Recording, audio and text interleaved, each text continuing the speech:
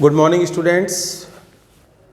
बच्चों, last video lecture में अपन discuss कर रहे थे effects of water pollution. Effects of water pollution. और बच्चों, जो फर्स्ट इफेक्ट था decline of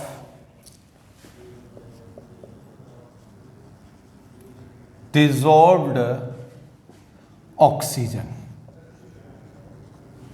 decline of dissolved oxygen, ये बच्चों अपन स्टडी कर चुके हैं। अब सेकंड इफेक्ट अपन देखते हैं algal Bloom. Algal Bloom.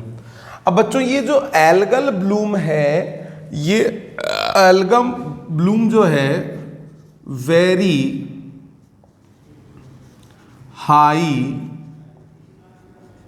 Growth of free floating algae. Very high growth of free floating algae in polluted waste water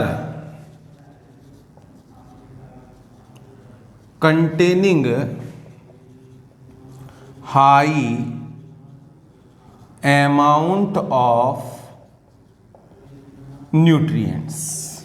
What is algal bloom?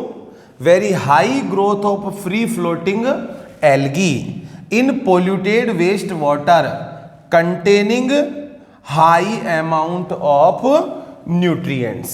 ठीक है, ऐसा polluted water जिसमें न्यूट्रिएंट्स के हाई अमाउंट प्रेजेंट होता है, उसमें बच्चों एक्सेसिव ग्रोथ होती है फ्री फ्लोटिंग एल्गी की, उसी को अपन कहेंगे algal bloom. Due to algal bloom colour change of water. Algal bloom की वजह से बच्चों वाटर का जो कलर होता है वो कलर चेंज हो जाता है। क्लियर? इसके साथ साथ deterioration of characters of water. Deterioration of characters of water, जो वाटर के कैरेक्टर होते हैं इनमें भी गिरावट आती है। And fish and other aquatic animals become dead. ठीक है, फिश और अदर एक्वेटिक एनिमल होते हैं उनकी डेथ हो जाती है। तो अगर किसी वाटर बॉडी में अपन वाटर पोल्यूटेंट्स को रिलीज करते हैं, छोड़ते हैं, या ऐसे मान लो बच्चों वेस्ट है जिसको रिलीज किया जा रहा है किसी वाटर बॉडी में, और उस वेस्ट के अंदर ऑर्गेनिक मैटर है, न्यूट्रिएंट्स वो प्रेजेंट होते हैं, तो उनकी वजह से वाटर में प्रेजेंट जो फ्री फ्लोटिंग एल्गी होती है उसकी एक्सेसिव ग्रोथ होती है, हाई रेट से ग्रोथ होती है, जिसकी वजह से बच्चों वाटर का कलर भी चेंज हो जाता है, ड्रेन कर लिया जाता है, पूरी की पूरी ऑक्सीजन को वो खींच लेते हैं, और उसकी वजह से जो फिश और अदर एक्वेटिक एनिमल्स होते हैं उनकी बच्चों क्या हो जाती है, डेथ हो जाती है। इस चीज को अपन कहेंगे एल्गल ब्लूम। ठीक है। Third,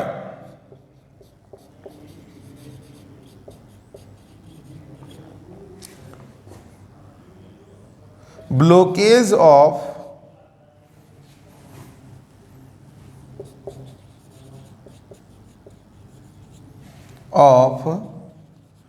water veg. देखो बच्चों, एक इंपॉर्टेंट प्लांट आपने पढ़ा होगा बच्चों, खूब ज्यादा फेमस है, वाटर हाइसिंथ। बोटेनिकल नेम है आइकोर्निया क्रेसेपिस, जिसको अपन टेरर ऑफ बंगाल भी बोलते हैं। सुना है? तो बच्चों ये जो वाटर हायसिंथ है आइकोर्निया, इसके मोव कलर्ड फ्लावर होते हैं। मोव कलर्ड फ्लावर होते हैं जो कि बहुत ज़्यादा अट्रैक्टिव होते हैं। ये अपने बच्चों इंडिया का नेटिव प्लांट नहीं है, ठीक है। इस प्लांट को इसके अट्रैक्टिव लार्ज साइज फ्लावर की वजह से अपने इंडिया में इंट्रोड्यूस करवाया गया था। लेकिन बच्चों ये जो प्लांट है वाटर हायसिंथ, ये water hyacinth plant vegetatively propagate होता है वाटर बॉडी में वेरी हाई रेट से, बहुत ज़्यादा हाई रेट से ये वेजिटेटिवली प्रोपेगेट होता है। और जिस रेट से अपन रिमूव करें वाटर बॉडी में से, इसको हटाएं, उससे भी ज़्यादा रेट से ये बच्चों ग्रोथ करता है। तो बच्चों इसकी एक्सेसिव ग्रोथ की वजह से जो वाटर वेज होते हैं, ठीक है, वो वाटर वेज क्या हो जाते हैं, ब्लॉक भी हो जाते हैं, ठीक है। तो ये थर्ड इफेक्ट हो गया वाटर पॉल्यूशन का। क्लियर? अब देखो बच्चों वाटर पॉल्यूशन जो है वो वाटर पॉल्यूशन सीरियस डिजीज के लिए कारण भी बन सकता है, उसको अपन और स्टडी कर लेते हैं। देखो बच्चों fourth effect, cause of serious disease, cause of serious disease. देखो बच्चों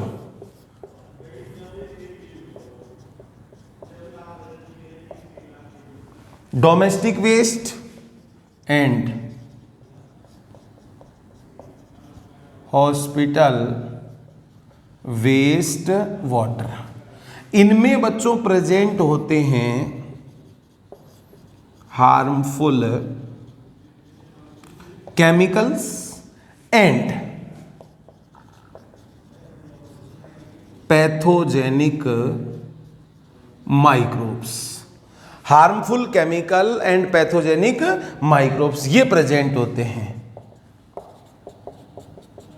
without treatment of waste water, discharged in water bodies, बिना ट्रीटमेंट के अगर इस वेस्ट वाटर को डिस्चार्ज किया जाता है किसी वाटर बॉडी में, तो बच्चों इसकी वजह से कई serious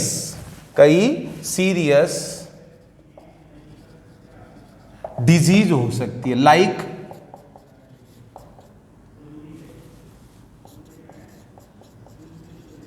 typhoid, cholera, jaundice, dysentery. ये जो सब डिजीज हैं, ये सभी डिजीज बच्चों वेस्ट वाटर, पॉल्यूटेड वाटर की वजह से होती है। तो जो पॉल्यूटेड वाटर है या वाटर पॉल्यूशन है, वो वाटर पॉल्यूशन भी बच्चों कारण बन सकता है सीरियस डिजीज के लिए। नेक्स्ट जो इंपॉर्टेंट इफेक्ट है sorry,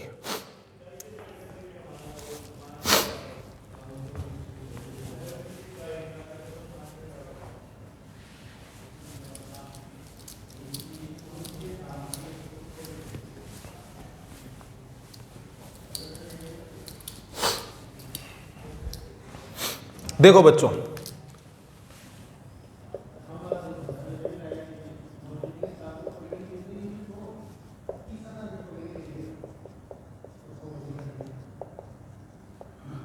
biomagnification very very important.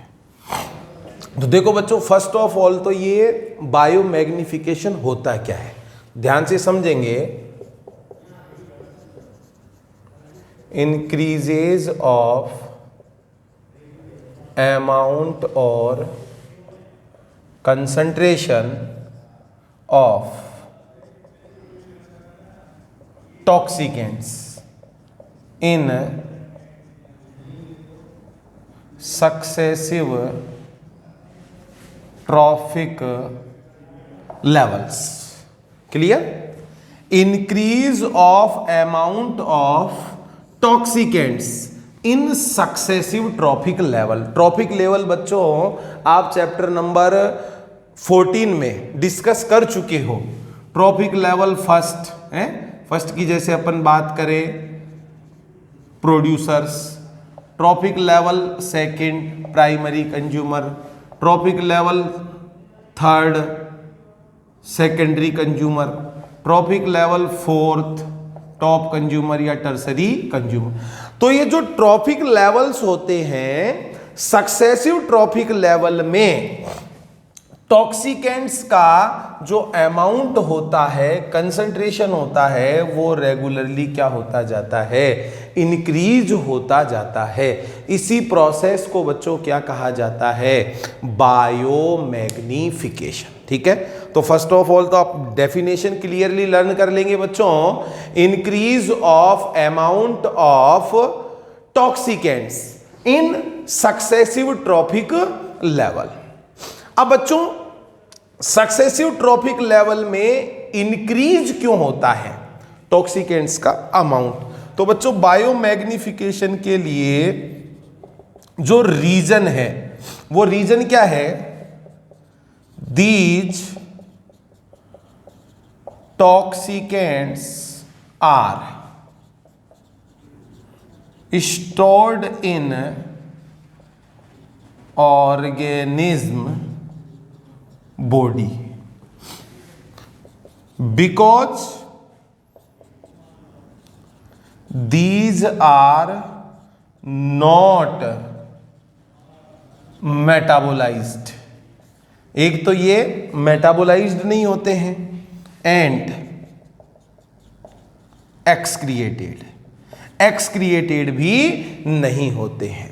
तो बच्चों ये जो टॉक्सिक सब्सटेंस होते हैं किसी ऑर्गेनिज्म की बॉडी में पहुंच गए तो वो एक्यूमुलेट होते जाएंगे, स्टोर होते चले जाएंगे, ना तो वो मेटाबोलाइज्ड होते हैं और ना ही एक्सक्रिएटेड होते हैं। और जब उस ऑर्गेनिज्म का प्रिडेशन कोई करेगा दूसरा, उसकी बॉडी में जाकर इकट्ठे हो जाएंगे। तो बच्चों रेगुलरली इन टॉक्सिक सब्सटेंसेज का सक्सेसिव ट्रॉफिक लेवल में अमाउंट क्या होता चला जाता है, इंक्रीज होता चला जाता है। इसी को अपन कहते हैं बच्चों बायोमैग्निफिकेशन। रीजन मैंने आपको दे दिया कि ये बायोमैग्निफिकेशन किसी टॉक्सिक सब्सटेंस का होता ही क्यों है, बिकॉज टॉक्सिक सब्सटेंस एक्यूमुलेट हो जाते हैं ऑर्गेनिज्म की बॉडी में। क्यों एक्यूमुलेट हो जाते हैं, मेटाबोलाइज्ड और एक्सक्रिएटेड ना होने की वजह से ऑर्गेनिज्म की बॉडी में एक्यूमुलेट हो जाते हैं और सक्सेसिव ट्रॉफिक लेवल में उनका अमाउंट इंक्रीज होता जाता है।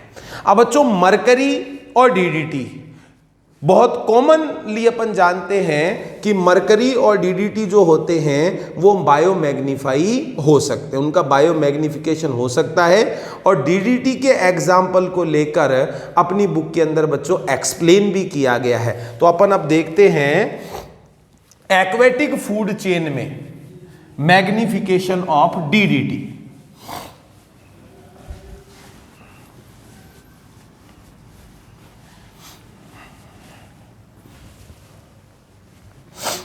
देखो बच्चों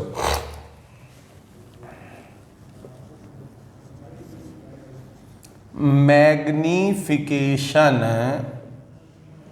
ऑफ डीडीटी इन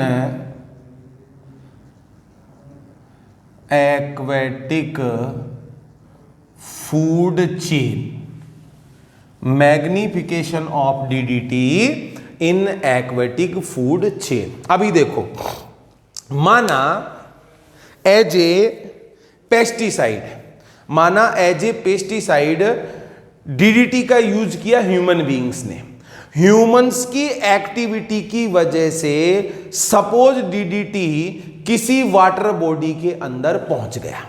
भाई डीडीटी अपन जानते हैं डीडीटी पॉल्यूटेंट है। किस टाइप का पॉल्यूटेंट माना जाएगा डीडीटी? डीडीटी जो होता है वो बच्चों क्वालिटेटिव टाइप का पोल्यूटेंट है, जो कि नेचुरली एनवायरनमेंट में प्रेजेंट नहीं होते बल्कि ऐड करवाए जाते हैं ह्यूमन की एक्टिविटीज की वजह से। तो आप ऐसे मानो डीडीटी का यूज किया गया ह्यूमन बीइंग्स के द्वारा और वो डीडीटी वाटर बॉडी के अंदर पहुंच गया। अब अगर एक एक्वेटिक फूड चेन की अपन बात करें, लाइक वाटर, ठीक है, वाटर में से फिर zooplankton, small fish, large fish और fish eating birds, fish eating bird, ये अपन मान लेते हैं कि एक्वेटिक फूड चेन है जिसमें अपने को डीडीटी का मैग्निफिकेशन देखना है। बच्चों वाटर में कंसंट्रेशन बताया गया 0.003 ppb पार्ट्स पर बिलियन। ओके, तो उस वाटर की अपन बात करें, डीडीटी का अमाउंट कितना है 0.003 ppb पार्ट्स पर बिलियन। अब जूप्लैंक्टन है, जूप्लैंक्टन में रिपोर्ट किया गया 0.04 ppm पार्ट्स पर मिलियन, पार्ट्स पर मिलियन। तो देखो बच्चों, वाटर के पर मॉलिक्यूल पर इतना डीडीटी है ना, तो पर बिलियन मॉलिक्यूल पर मिलियन मॉलिक्यूल पर, तो पर मिलियन में ही इतना है, ये पर बिलियन में इतना है। तो बच्चों डीडीटी का अमाउंट क्या हो रहा है, इंक्रीज हो रहा है। अब इन जूप्लैंक्टन का ऐसे मान लो प्रेडेशन किया स्मॉल साइज फिश ने 0.5 ppm, देखो डीडीटी का वैल्यू रेगुलर क्या होता जा रहा है, इंक्रीज। लार्ज साइज फिश की बात करें 2 ppm, और इन लार्ज साइज फिश की ईटिंग करी किसने, फिश ईटिंग बर्ड्स ने, तो इसमें 25 ppm। शायद यही अपन ने डेफिनेशन लिखी थी, increase of amount of toxicants at successive trophic level. Successive trophic level पर टॉक्सिक सब्सटेंस का अमाउंट क्या होता जाता है, इंक्रीज होता जाता है। इसी को बायोमैग्निफिकेशन कहेंगे। इंक्रीज क्यों हुआ, उसका रीजन अपन ने दे दिया कि जो ये टॉक्सिक सब्सटेंस होते हैं ना तो मेटाबोलाइज्ड होते हैं और ना ही एक्सक्रिएटेड होते हैं, ऑर्गेनिज्म की बॉडी में एक्यूमुलेट होते चले जाते हैं। अब देखो बच्चों, due to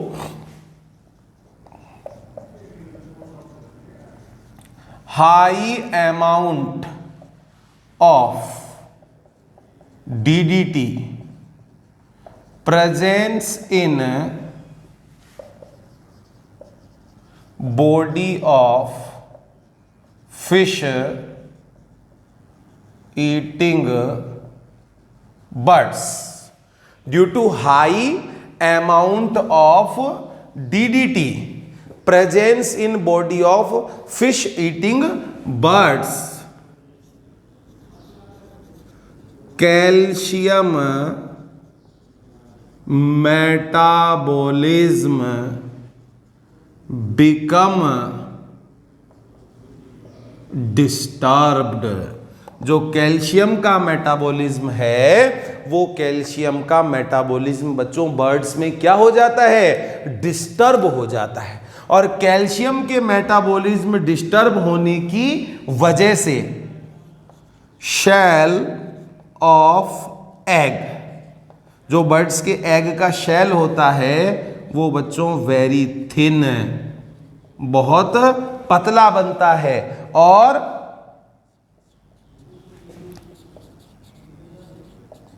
premature breaking,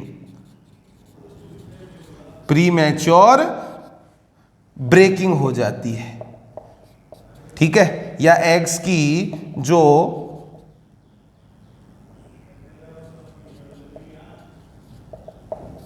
hatching होती है वो बच्चों टाइम से पहले ही हो जाती है। तो देखो डीडीटी इंट्रोड्यूस हुआ ह्यूमन की एक्टिविटी की वजह से, जिसका इफेक्ट किस पर हो रहा है, फिश ईटिंग बर्ड्स पर। उनका कैल्शियम मेटाबॉलिज्म डिस्टर्ब हो गया, उनके एग का जो शेल था वो एकदम थिन पतला बनने लग गया और टाइम से पहले ही प्री मैच्योर ही उसका ब्रेक डाउन हो जाता था, हैचिंग हो जाती थी, जिसकी वजह से बच्चों जो ऑफ स्प्रिंग प्रोड्यूस होते हैं उनकी ऑफ स्प्रिंग प्रोड्यूस होने की रेट कम हो गई। उसकी पॉपुलेशन जो है उस पॉपुलेशन में जो इंक्रीज है, ग्रोथ है, वो बच्चों डीडीटी की वजह से स्लो हो गई। तो एक बहुत ही इंपॉर्टेंट कंसेप्ट आपकी बुक में दिया हुआ है वाटर पोल्यूशन के इफेक्ट्स का, बायो मैग्निफिकेशन। अब बच्चों मरकरी और डीडीटी के लिए ये कॉमन चीज हो गई बायो मैग्निफिकेशन। लेकिन बच्चों जो हैवी मेटल्स होते हैं वो हैवी मेटल्स काफी हार्मफुल इफेक्ट अपना डालते हैं। ठीक है, देखें कुछ हैवी मेटल्स के बारे में। देखो बच्चों ये वैसे तो एक्स्ट्रा है लेकिन फिर भी आपको इनके बारे में थोड़ा सा ध्यान रखना है। फर्स्ट हैवी मेटल जैसे अपन बात करें बच्चों मरकरी, मरकरी और मरकरी की वजह से जो डिजीज है मिनीमाटा डिजीज।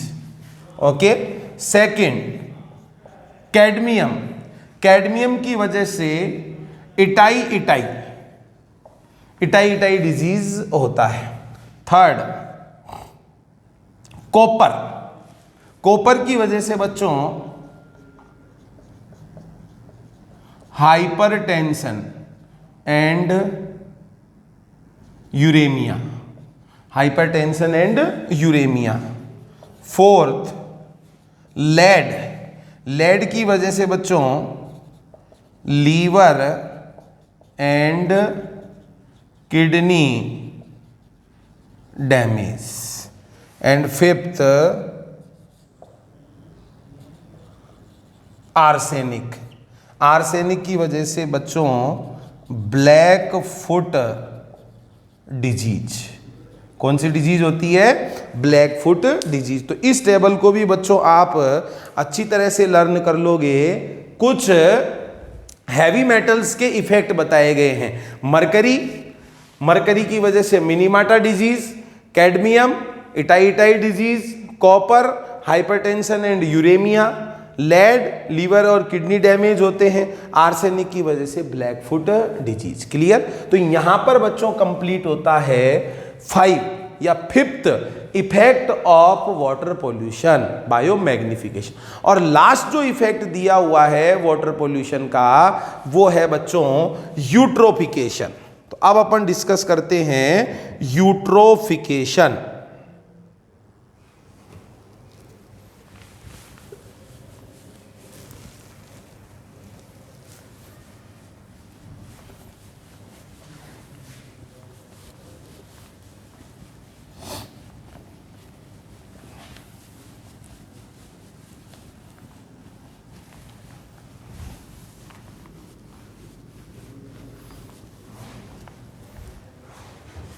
देखो बच्चों 6th effect eutrophication. What is eutrophication? Eutrophication is natural ageing of lake due to enrichment of nutrients in water। Water में न्यूट्रिएंट्स एनरिचमेंट की वजह से नेचुरली जो एजिंग होती है लैक की, उसको बच्चों कहा जाता है यूट्रोफिकेशन। ठीक है, ये टाइम के साथ होने वाला प्रोसेस है। अगर अपन बात करें एक यंग लेक की, जिसको बनाए हुए मान लो ज्यादा टाइम नहीं हुआ है, यंग लेक का जो वाटर होता है वो वाटर कोल्ड एंड क्लियर होता है, और डीपर गहरी जैसे मान लो होती है वो लेक। अब उस फ्रेश वाटर कंटेनिंग लेक में अगर वेस्ट को ड्रेन किया जाता है, वेस्ट को ड्रेन किया जाता है जिनकी वजह से न्यूट्रिएंट्स ऐड हो जाते हैं, तो बच्चों उसकी फर्टिलिटी क्या हो जाती है, इंक्रीज हो जाती है। लेक की फर्टिलिटी क्या हो जाती है, इंक्रीज हो जाती है।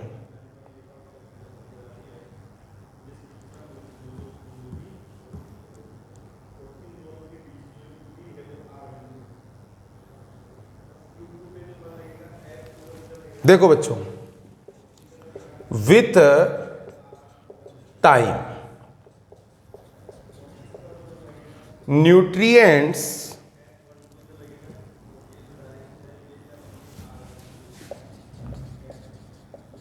Draining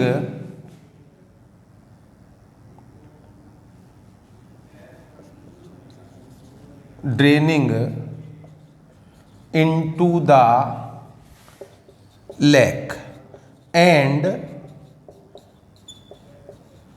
introduce nutrients like nitrogen and phosphorus, nitrogen and phosphorus. देखो बच्चों, टाइम के साथ साथ न्यूट्रिएंट्स पहुंचते हैं, ठीक है, या ऐसे मान लो बच्चों, विथ टाइम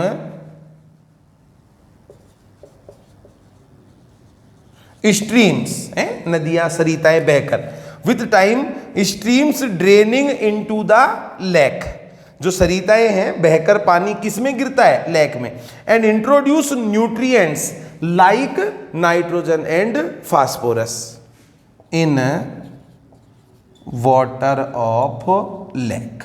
ठीक है, अब बच्चों ये न्यूट्रिएंट्स जब वाटर में पहुंच गए, इनकी वजह से ग्रोथ पुश हो जाती है, किनकी, aquatic plants and animals. Aquatic plants और एनिमल्स की ग्रोथ क्या हो जाती है, पुश हो जाती है न्यूट्रिएंट्स की वजह से। तो बच्चों देखो, जब एक लेक यंग थी तो उसका पानी कोल्ड था, क्लियर उसका वाटर था, लेकिन फर्टिलिटी ऑफ लेक क्या हो गई बच्चों, इंक्रीज हो गई, due to presence of nutrients. ठीक है, high number of plants and animal grow. अब बच्चों खूब ज्यादा नंबर में प्लांट और एनिमल क्या कर जाएंगे, ग्रो कर जाएंगे। अब dead organic waste deposit at bottom of lake. Lake की तलहटी में, बॉटम में जो ये प्लांट और एनिमल्स है, इनका डेड ऑर्गेनिक वेस्ट क्या हो जाता है, डिपॉजिट हो जाता है। ठीक है, जिसकी वजह से लेक जो है वो लेक क्या बन जाएगी बच्चों, शैलो, उथली बन जाएगी, कम गहरी बन जाएगी। वाटर जो है वो वाटर कैसा हो जाएगा, अनक्लियर वाटर, एंड वाटर क्या हो जाएगा, हॉट, गर्म हो जाएगा। ठीक है, तो जैसे जैसे स्ट्रीम्स आकर गिरेगी लेक में तो अपने साथ में न्यूट्रिएंट्स लाएगी, उन न्यूट्रिएंट्स की वजह से ग्रोथ होगी, फर्टिलिटी इंक्रीज हो जाएगी, प्लांट एनिमल की डेड बॉडीज नीचे डिपॉजिट होगी बॉटम में, तो जो उसका बेसिन होता है वो बेसिन बच्चों क्या होता चला जाता है, फिल होता चला जाता है। अब ऐसे मान लो रूटेड प्लांट्स है, वो रूटेड प्लांट एस्टाब्लिश हो जाएंगे आसपास, धीरे धीरे मार्श बन जाएगा, और वो मार्श जो है, ठीक है, ये शैलो होती चली जाएगी। फिर इसके साथ साथ मार्स फॉर्मेशन और अल्टीमेटली कन्वर्ट इनटू लैंड। किस में कन्वर्ट हो जाएगी बच्चों? लैंड में कन्वर्ट हो जाएगी। तो देखो, एक लेक थी और उस लेक में वेस्ट के साथ में न्यूट्रिएंट्स पहुंचने की वजह से टाइम के साथ साथ वो लेक जो थी वो लैंड में कन्वर्ट हो गई। This phenomena known as eutrophication. तो बच्चों, यूट्रोफिकेशन की वैसे भी मैंने तुमको डेफिनेशन बताई थी, natural ageing of lake. Naturally lake की एजिंग है जो enrichment of nutrients in water, ठीक है, वाटर में न्यूट्रिएंट्स की एनरिचमेंट की वजह से होती है। क्लियर? अब बच्चों, ये नेचुरली जो एजिंग होती है, ध्यान से समझेंगे, क्लाइमेटिक कंडीशंस। क्लाइमेटिक कंडीशंस कैसी है? फर्स्ट। सेकंड जो है साइज ऑफ लेक, लेक का साइज कितना है, और मैनी अदर फैक्टर्स। इनकी वजह से बच्चों थाउजेंड्स ऑफ ईयर्स का टाइम भी इस यूट्रोफिकेशन में लग सकता है। तो on the basis of climatic conditions, size of lake and other factors, eutrophication के प्रोसेस में थाउजेंड्स ऑफ ईयर का भी टाइम लग सकता है। बट ह्यूमन एक्टिविटीज की वजह से वेस्ट के साथ में ये न्यूट्रिएंट्स बच्चों लेक में पहुंचने की वजह से यूट्रोफिकेशन पुश हो जाता है, रैपिड हो जाता है और शॉर्ट टाइम पीरियड में ही कन्वर्ट हो जाता है। उसी को अपन कहेंगे एसिलरेटेड यूट्रोफिकेशन। ध्यान से समझना बच्चों,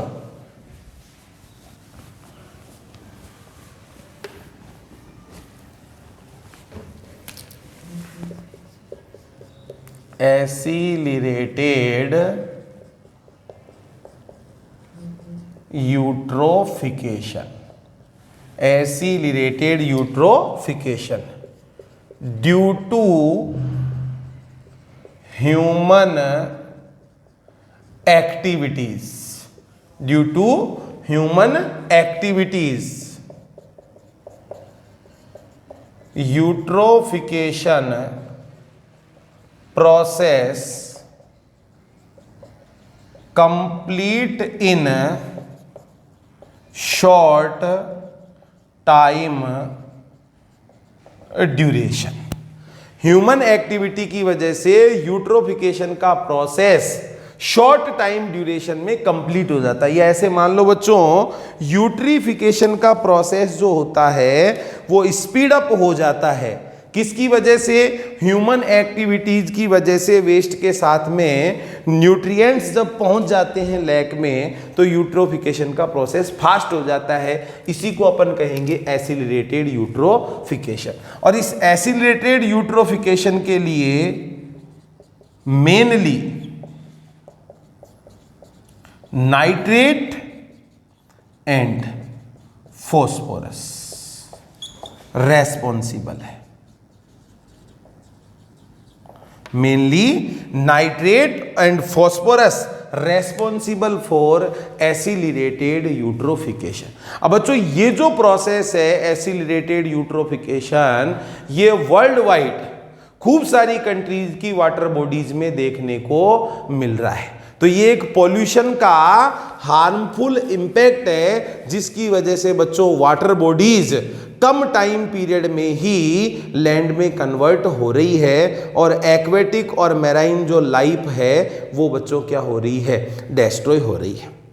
अब अपनी बुक के अंदर वेस्ट वाटर ट्रीटमेंट की एक इंटीग्रेटेड वेस्ट वाटर ट्रीटमेंट का केस स्टडी बताया गया है बच्चों, उसका अपन स्टडी और कर लेते हैं। क्या चीज समझनी है अपने को? इंटीग्रेटेड वेस्ट वाटर ट्रीटमेंट कि नेचुरल और आर्टिफिशियल मेथड्स को मिलाकर वेस्ट वाटर का कैसे ट्रीटमेंट किया जा सकता है, इसका एक केस स्टडी अपनी बुक के अंदर दिया हुआ है, वो बच्चों अपन और स्टडी कर लेते हैं।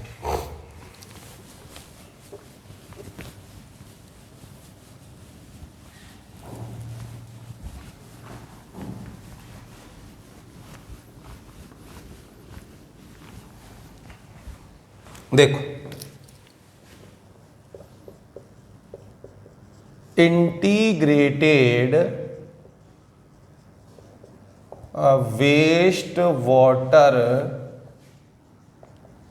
Treatment, integrated waste water treatment, इसकी पढ़नी है बच्चों अपने को एक केस स्टडी, एक केस स्टडी। तो बच्चों इंटीग्रेटेड वेस्ट वाटर ट्रीटमेंट का ये जो केस स्टडी दिया गया ये कहां पर किया गया था, तो फर्स्ट ऑफ ऑल तो अपन ये देखेंगे कैलिफोर्निया, जो कैलिफोर्निया शहर है, इस कैलिफोर्निया शहर के नॉर्थर्न कोस्ट टाउन ऑफ अकार्टा, कस्बे का नाम क्या था बच्चों, अकार्टा, जो कहां पर प्रेजेंट था, कैलिफोर्निया के नॉर्थर्न कोस्ट पर।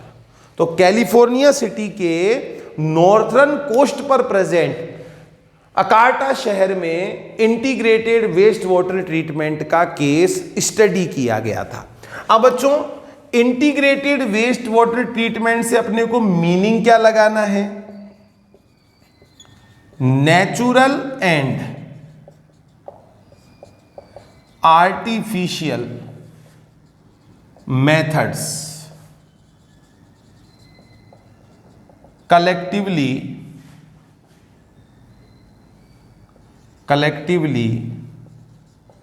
apply for treatment of waste water. Waste water का ट्रीटमेंट करने के लिए नेचुरल और आर्टिफिशियल दोनों मेथड्स को कलेक्टिवली काम में लिया गया था, इसलिए बच्चों इसको क्या कह रहे हैं, integrated waste water treatment. Clear? तो आपको कम से कम ये पता होना चाहिए कि ये वेस्ट वाटर ट्रीटमेंट का केस कहां पर स्टडी किया गया था। अब देखो बच्चों किसके द्वारा किया गया, तो समझेंगे लोकल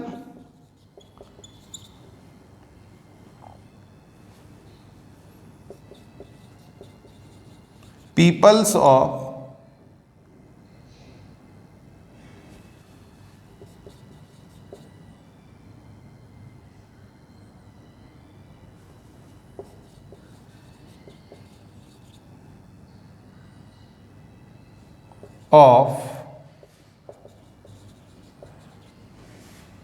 अकार्टा टाउन प्लस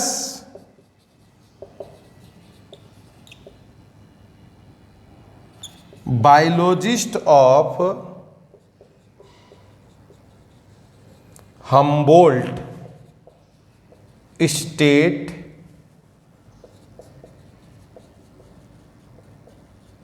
यूनिवर्सिटी। ध्यान से समझना बच्चों, अकार्टा टाउन के लोकल पीपल्स और उन्होंने हेल्प ली किनकी, हम्बोल्ट स्टेट यूनिवर्सिटी के बायोलॉजिस्ट की, और ये इंटीग्रेटेड वेस्ट वाटर ट्रीटमेंट किया।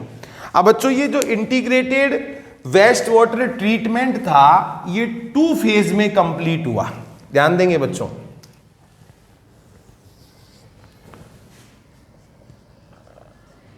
Treatment completed into 2 steps, 2 step में कंप्लीट हुआ। फर्स्ट ट्रेडिशनल मेथड, जो ट्रेडिशनल मेथड था वो काम में लिया, जैसे सेडिमेंटेशन, ठीक है, filtration,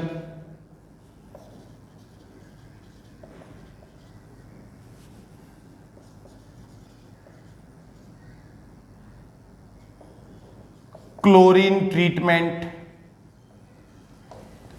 sedimentation, filtration, chlorine treatment. अब बच्चों ये ट्रेडिशनली ये काम किया। अब इनसे क्या, जो सॉलिड वेस्ट हैं, ठीक है, सरफेस पर जो तैर रहे हैं, ये तो इजीली रिमूव हो जाते हैं, लेकिन इस ट्रेडिशनल मेथड की वजह से डिसॉल्व्ड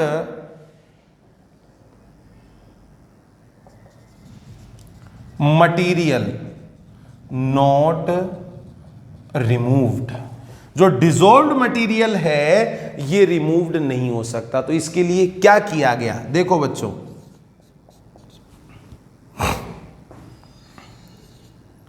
60 हेक्टेयर मार्शलैंड, ध्यान से समझेंगे बच्चों, 60 हेक्टेयर मार्शलैंड में ए सीरीज ऑफ 6 कनेक्टेड मार्श ये क्रिएट की गई। ऐसे समझ लो बच्चों, मार्श दलदल एक है, ठीक है, ये आपस में मान लो दूसरे से जुड़ा हुआ है, ये फिर ये थर्ड मार्श से जुड़ा हुआ है, ये फोर्थ मार्च से जुड़ा हुआ है, ये फिफ्थ मार्च से, और ये ऐसे मान लो सिक्स्थ मार्च से जुड़ा हुआ। ऐसे 60 हेक्टेयर का एक मार्शलैंड था और उस मार्शलैंड में 6 कनेक्टेड आपस में जुड़े हुए मार्शेज की एक सीरीज बनाई गई कि भाई 6 मार्श हैं और वो आपस में जुड़े हुए हैं इस पूरे एरिया में। अब क्या किए गए बच्चों, देखो ये जो मार्श बनाए गए इनमें एल्गी, फंजाई, बैक्टीरिया, प्लांट्स ये सीडेड किए गए, गिराए गए। एल्गी के, फंगस के, बैक्टीरिया के, इनके स्पोर, प्लांट्स के सीड, ये बच्चों इन 6 कनेक्टेड मार्स के अंदर ऐसे मान लो गिराए गए, इनको डाला गया, ठीक है। अब ये ग्रो करेंगे तो इन्होंने क्या किया, ये एल्गी, फंजाई, बैक्टीरिया, प्लांट्स जो थे जिनको इन कनेक्टेड मार्श के अंदर गिराया गया, इन्होंने क्या किया बच्चों, डिसॉल्व्ड हार्मफुल मटेरियल।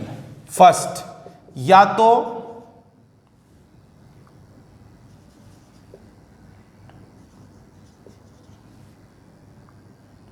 न्यूट्रलाइज्ड कर दिया या फिर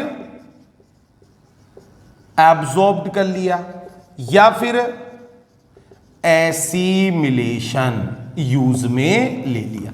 तो बच्चों इन कनेक्टेड मार्श में जो bacteria, fungus, algae, plant grow करे, उन्होंने हार्मफुल डिसॉल्व्ड सब्सटेंस को, केमिकल्स को या तो न्यूट्रलाइज कर दिया, एब्जॉर्ब कर दिया या फिर एसिमिलेट कर लिया। अभी जैसे मान लो वेस्ट वाटर है, वेस्ट वाटर की इधर से सपोज ये एंट्री कराई और waste water in connected marsh में से बहता हुआ मान लो ये इस तरीके से आगे निकल रहा है, तो क्या होगा, जैसे जैसे वो वाटर आगे निकलता जाएगा उसमें से जो डिसॉल्व्ड हार्मफुल सब्सटेंस है वो इन एल्गी, फंगस, बैक्टीरिया, प्लांट्स इनके थ्रू या तो एब्जॉर्ब हो जाएंगे, एसिमिलेट हो जाएंगे या फिर उनको न्यूट्रलाइज कर दिया जाएगा। और इस पूरे 60 हेक्टेयर मार्शलैंड से फिर जो ये पानी बाहर आएगा वो फिर पानी बच्चों क्या हो जाएगा, प्योर हो जाएगा। तो इस तरीके से इंटीग्रेटेड वेस्ट वाटर ट्रीटमेंट किया गया था इस अकार्टा सिटी में, अकार्टा टाउन में। क्लियर।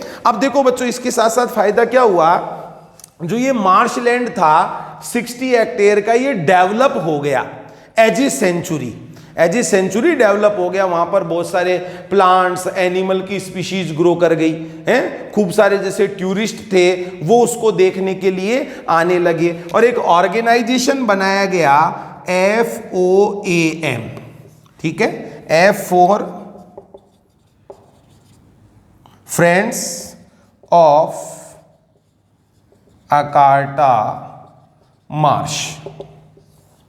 ठीक है, ये एक ऑर्गेनाइजेशन बनाया गया जो इस पूरे के पूरे सेंचुरी का, इस मार्शलैंड का मेंटेनेंस करता है। तो इस तरीके का बच्चों एक केस स्टडी अपनी बुक में दिया हुआ है जो अपन ने पढ़ लिया है।